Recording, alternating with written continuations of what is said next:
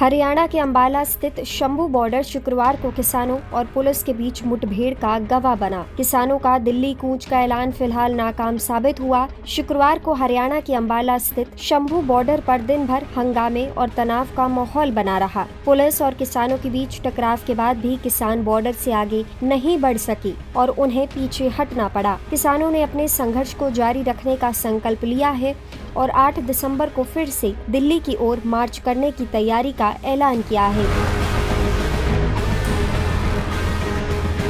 शुक्रवार दोपहर करीब 1 बजे 101 किसानों का जत्था शंभू बॉर्डर की तरफ बढ़ा था। घग्गर पुल पर पुलिस ने बैरिकेड लगाए थे और कंटीली तारों से रास्ता रोका गया था। किसानों ने इन बैरिकेड्स को हटाने की कोशिश की, जिसके जवाब में पुलिस ने आंसू गैस के गोले दागे। इस झड़प में 6 किसान घायल हो गए, जिनमें बुजुर्ग किसान भी शामिल थे।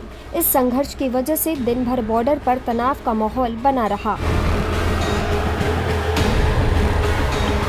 इसके बाद हरियाणा सरकार ने अंबाला में धारा 163 लगाई, जिससे किसान दिल्ली कूच नहीं कर सके।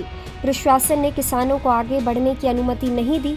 बावजूद इसके किसान दिल्ली जाने की जिद पर डटे रहे। इसी कड़ी में किसान नेता सरवण सिंह पंधेर ने कहा, हमने फिलहाल 8 दिसंबर तक इंतजार करने का फैसला लिया है। सरकार से वार्ता की उम्मीद है। अगर कोई समाधान नहीं निकला तो 101 किसानों का जत्था दोबारा दिल्ली की ओर कूच करेगा।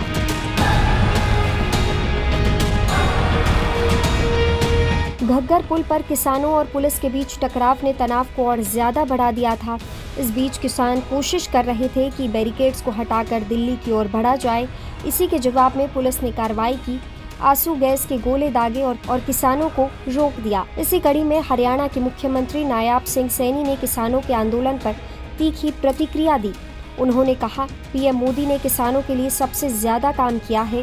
पिछली सरकारों ने किसानों की उपेक्षा की, जिससे आज की स्थिति पैदा हुई। हमने 14 फसलों की एमएसपी पर खरीदा और अब सभी फसलों को एमएसपी पर खरीदने का फैसला लिया है।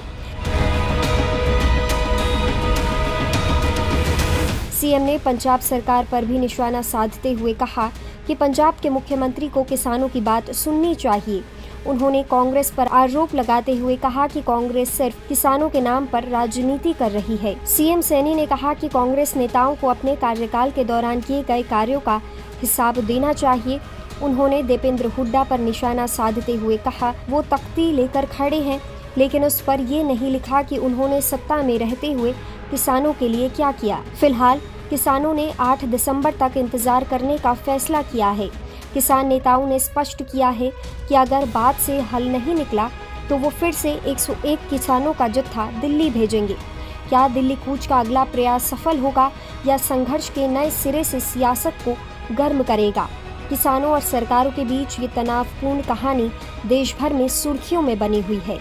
आपकी इस पर क्या राय है, हमें कमेंट सेक्शन में ज़रूर बताएं और ऐसी ही खबरों के लिए देखते रहें लोकल 18।